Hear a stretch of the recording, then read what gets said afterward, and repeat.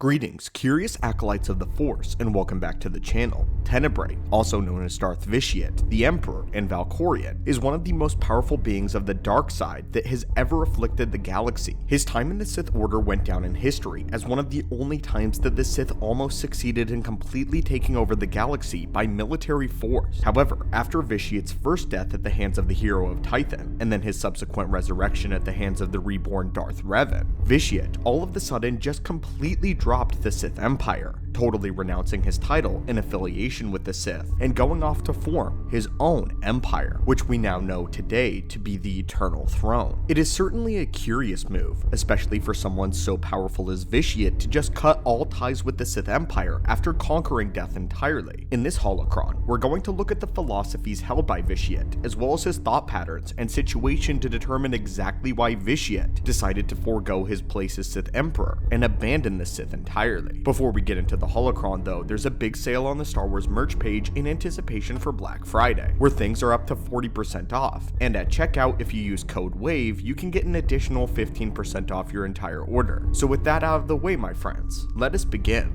Our story begins right after Vitiate's resurrection at the hands of Revan. The Coalition managed to stop the Revanites and Revan from fully completing this ritual, however. Unfortunately, it was a partial success, though only his spirit managed to come back, not Vitiate's physical form. In a ghostly, echoing cackle, the spirit of Vitiate escaped and would go on to travel through the galaxy by hopping in and out of various host bodies. Using essence transfer liberally, Vitiate would simply dominate the body of one, or even several proxies at a single time, whether it being a young human girl or an elderly Sith man. This wasn't until he reached the ancient Sith capital planet of Ziost. What he did here was then spread his consciousness and will throughout the entire planet like a plague, dominating the minds of every person there, starting small with just one city, and then soon taking full control of the planet as if it were to be controlled by one hive mind, spreading like a virus. Each person was like the Emperor's puppet, and he stoked the fires of conflict within their system to cause wars, chaos, destruction, and depravity, doing so in order to feed off of it so that he could become strong once again.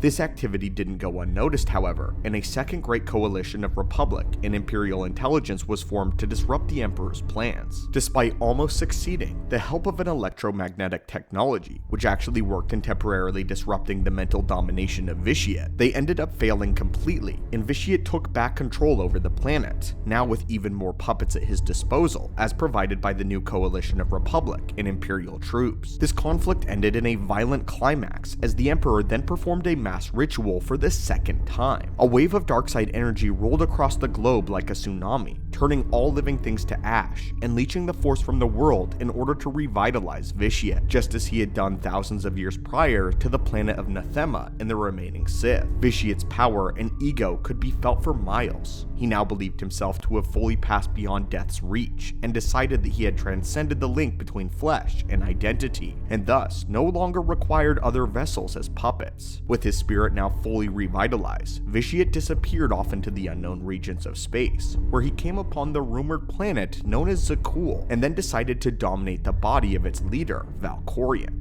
It was finally here where the Emperor shed his identity of being a Sith Lord and abandoned the concept of the Sith entirely, delegating them to being a failed experiment. So with this history now out of the way, let's talk about why the entire reasoning of Vitiate was so ready and willing to drop the Sith behind after spending the better part of thousands of years to build them up. You see, by now, Vitiate had transcended death numerous times, first with the discovery of immortality, and then secondly with his learning of essence transfer. Unlike Darth Endedu and many other Sith who actually achieved immortality before, Vitiate didn't stop at one method of living forever. He spent thousands of years of his immortal life in the study of access to multiple paths of immortality, so that Vitiate would never have to fear death again. And trust me, Vitiate feared death far more than any other Sith in history, which is what made him hungry for more and more power. Here's a quote by Revan concerning Vitiate. For him, death is not merely the end of his physical existence. The Emperor had spent a millennium gathering his strength.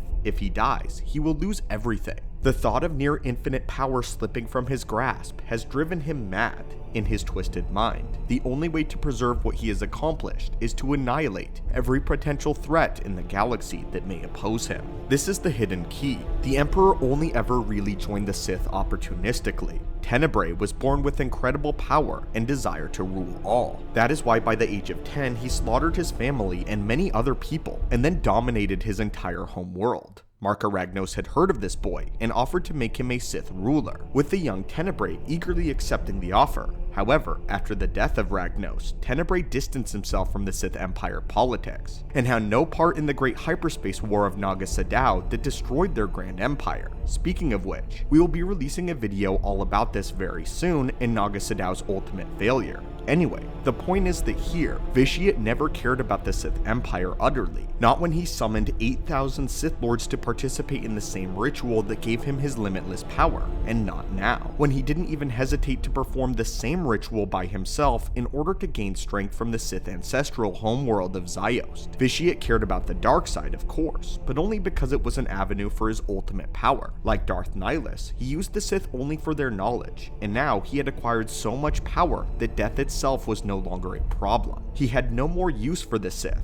and therefore threw them away in favor of an order of his own design. Vitiate's hatred for the Sith is evident in many ways. He finds their backstabbing and conniving ways somewhat amusing, and only really wanted them around to consolidate his own power and influence over the Empire. When Vitiate received word from a few members of his Dark Council that others were planning to betray him, the Emperor jumped on the opportunity and not only killed his conspirators, but also slaughtered all 12 members of his council, even the innocent ones, just to send a message. He allows them to play politics and go at each other as long as it doesn't interfere with his plans or come around to trying to overthrow Vitiate. However, the Sith as a whole soon became a liability, and after Vitiate realized that he no longer needed them for anything, he tossed them aside for favor of a newer, stronger empire. The truth of the matter was, when Vitiate became Valkorian, he had simply grown beyond the Sith. He was on another level, a completely different weight class in the Force. He no longer cared about being a Sith Lord, Sith Emperor, or even Eternal Emperor. He wanted to be a god. Vitiate was ready to drain the life out of every system in the galaxy until he was the god of a barren wasteland, having drawn all the power of the galaxy in so that he could set his sights on conquering the entire universe. And so, this is why Vitiate abandoned the Sith. Well, my friends, I do hope you enjoyed this video, and like when we do content about the Eternal Empire, we plan to come out with a video soon talking all about Zakul, the world in which the Eternal Fleet inhabited, and explain exactly why this was so alluring to Vitiate and why it made him even more powerful, as well as why the Eternal Fleet itself is the most powerful fleet in all of Star Wars lore. If you're excited for that, be sure to leave a like and a comment down below, and also let us know in the comments other topics in the lore you would like to see us cover.